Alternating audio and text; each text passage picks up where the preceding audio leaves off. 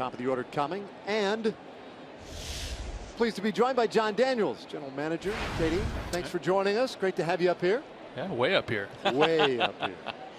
Yeah, you get a little bit skewed. The fly balls take a little bit of an adjustment. Yeah, no doubt. Call the game up here. Like, wait, is that deep? And then I told Dave, for us, and I learned quickly, read the outfielders. Trust them. That's probably your best chance, because it is easy to get fooled. It's already happened a couple of times. Never really looked down on the green monster before. Pretty unique. That's a good point, right? Yeah. And also big foul ball territory. So heads up. You saw one went over here. Hicksy bailed out. Kind of embarrassed the TV broadcast crew with his effort. Always got to be heads up here. What's the scouting report on Dave when incoming traffic? Well, I mean, listen, we know about Dave. Take a look at him. Calm. I'll protect him. Let's leave it at that. I'll get a hand in front of him. See if we can be sneaky athletic. See if we can pull back some of the video from last night. I flinched a little bit. First time making my way through the league. Well, 3-1 count to the Shields to start this top of the fourth, and he takes ball 4. So Rangers first base runner of the night. Delano draws the walk.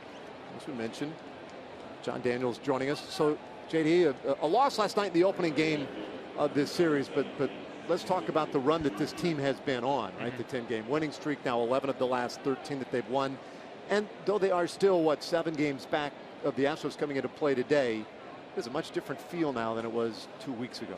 Yeah, no doubt. Listen, everybody likes to win, and makes the food taste a little better, and the travel a little easier. And listen, I think it's pretty clear we're a more talented team than we were playing early on, and dealing with some injuries and things of that nature. But we've got on a little roll. You kind of feel the confidence coming back in the club, and you guys start to feed off that. Yeah, and it seemed like all aspects were coming together at the same time, which is nice. Obviously, that's the perfect scenario for every team, where you're getting great starting pitching, you're getting the offense that you need, and then, of course, the bullpen coming together. And that may be, not that you want to rate one more than the other or rank them, but the bullpen coming together seems to me a very, very important thing that had to happen here after the early start. Maybe not how you guys anticipated the roles changing and whatnot, but I got to believe that you're pleased with what has happened with the bullpen as of late. I agree. I think just the psyche of the team when early on, we had some winnable games that got away from us late. To have Keone come back and throw well, Matt off that AC joint deal he had and come back and been really good in the 9th inning.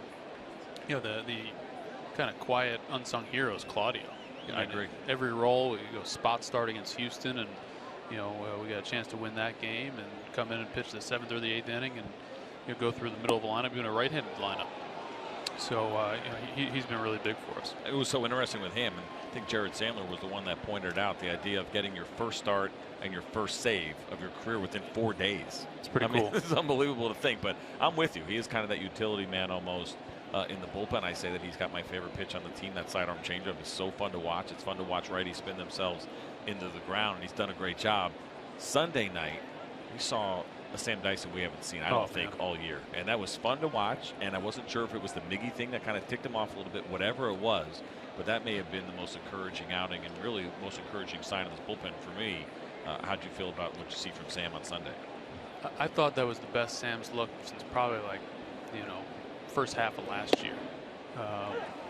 He looked good in the WBC, but it wasn't with quite the power that, he was probably more 93, 95 in the WBC, and then the other night it was mid to upper 90s, and had the out pitch changeup going, and was getting both called strikes on the fastball. When he's getting swing and miss on a sinker, he's in a good spot. Well, chopper handled by Sale. He takes care of 2, but DeShields, which is way over to third base, a pass ball, and the rollout. We're going to get a look here at Sam Dyson and how good he was on Sunday night. You mentioned that changeup, and J.D. Martinez just swinging and missing right through it. We saw a first pitch fastball in that at bat to Upton that was 98 and dotted up on the corner, but the change was really good. When you see that, and we know relievers are fickle and you're going to get some up and down, whether it's within the season or year to year, but when you see that kind of performance, do you even bother to question, okay, well, what happened earlier? What causes that? How did he get there? Is there what kind of questions happen maybe within the organization when you see that kind of outing, maybe compared to the beginning of the year? Yeah, I had a chance to talk pregame. I was asking Doug and Brad, Brocale and Holman, just kind of what they'd been working on. And there were a few things they worked on in the bullpen. And, that they think might have played into it. I'm not really sure, and to your point, I'm not really sure that I care. It's more results oriented, and he looked outstanding. And I think the big thing is for him to feel good about it and have some confidence and go back out there and do it again. But obviously, if he's throwing that way, it totally changes the dynamic of the back end of the pen. 1 out and a man at third here. Rangers trailing by a run for Elvis Andrus. This ball lifted out to center field. Should be deep enough to get home the run. Benintendi is there. And DeShields will tag and jog to the plate. So it's a 1-1 game on the Andrus sacrifice fly. I think that's one of the other things. During this stretch, early in the year, it was all about the home run. I mean, it seemed like nearly 60% of the offense was coming off the home run. Lately, we've seen so much more of the sac flies, moving guys over, the team baseball game that I felt like was such a big part of last year's run. Yeah, and I like the home run. Well, and there's some merit to that. Yeah, I'm up for one right now, actually. No, your point's well taken, though. I mean, I think there's something to being balanced and having multiple ways to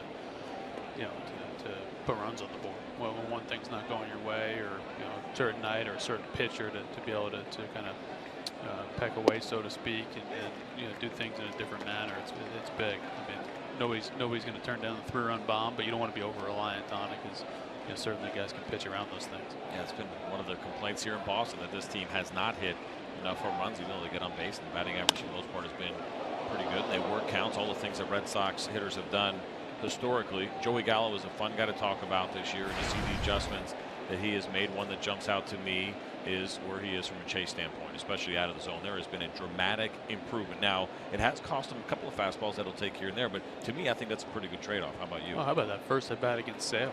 Yeah. Puts a good swing on the first pitch, swing and miss at the next changeup.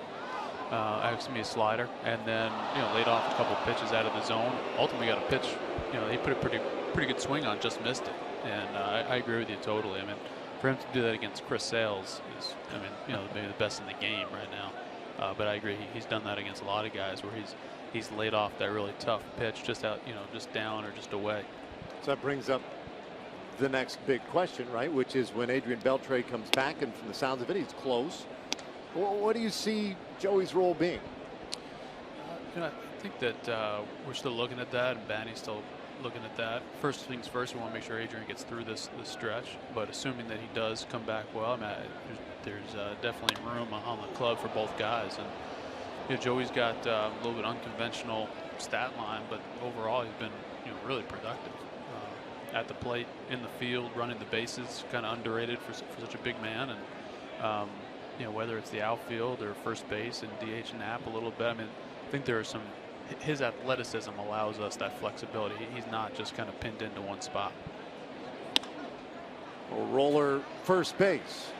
Travis will take it to the bag. That will end the inning. The Rangers have tied it up, though. Jon Daniels, thanks for the visit, man. Yeah, thanks for having me up, guys. Yeah, now be careful on your way down. No doubt. Good advice. Long way. All right, a 1-1 game. We go to the bottom of the 4th inning.